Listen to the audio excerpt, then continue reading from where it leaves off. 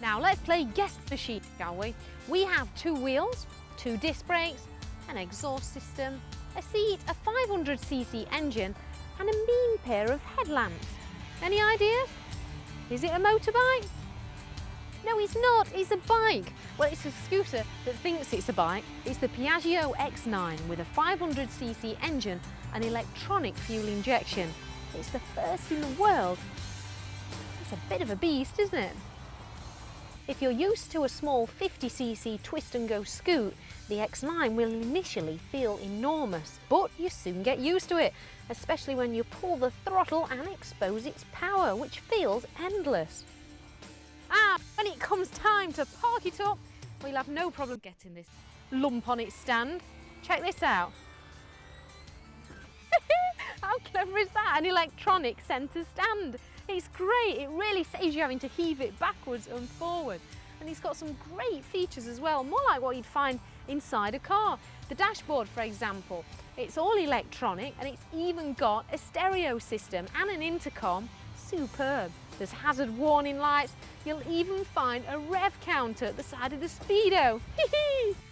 This bike could beat a few hot hatches away from the lights, and 70 mile on the motorway and the X9 still wants more. And so does the rider.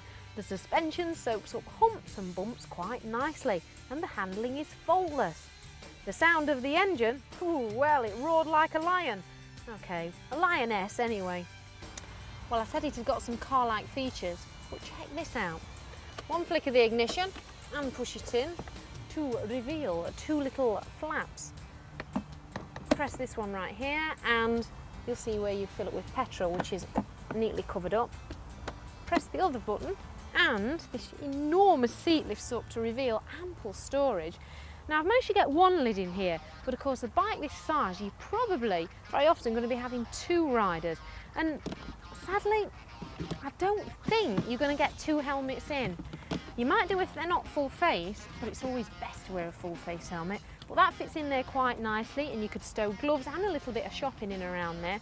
And Piaggio, they've even supplied a cover for the bike for when it's raining or you just want to cover it up, especially if you don't like the colour. Oh, talking of colours, this is lemon yellow, but you can also get it in a metallic blue or a shocking silver, which I think might give it a bit more street cred. The scooter's not just rider friendly, but it's environmentally friendly too, with 0 emissions. There's no excuse now for leaving the car behind and getting on 2 wheels. Now this beastie of a scooter certainly deserves a 9 out of 10 for its performance, I reckon. It's got a single cylinder 4-stroke engine which kicks out 39 brake horsepower, but will go on to a top speed of 100 miles an hour on a scooter. It seems unreal, doesn't it? But I took it to blast down the motorway earlier. It's great, there's loads of power there.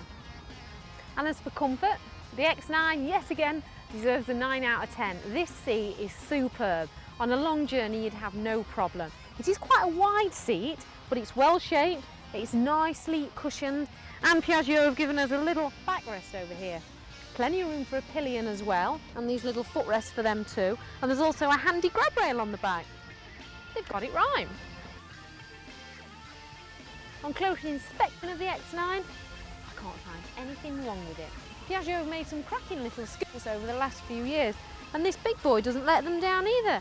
I think it's going to have to be another 9 out of 10. Now if you're looking around to buy yourself a big fat scooter, then you might just have found the one you want to buy, especially if you're looking for great value for money. We've got to give the X9 10 out of 10 because it's competitively priced at just under 4.5 grand. Now, when you look round at the competition, you've got Yamaha's T-Max, which is just under 6 grand. But there's the Aprilia Atlantic, which comes in at 4,800. But this one, the X9, it looks like a real steal. And as for street cred, well, it just hasn't got any. That is, of course, unless you can manage to wheelie it all the way up and down the high street, which I wouldn't recommend. I mean, it's not the fact that I dislike it, it's just who actually buys these scooters and who actually rides them. Interesting that. Oh, all right then. Got to give it something. 4 out of 10.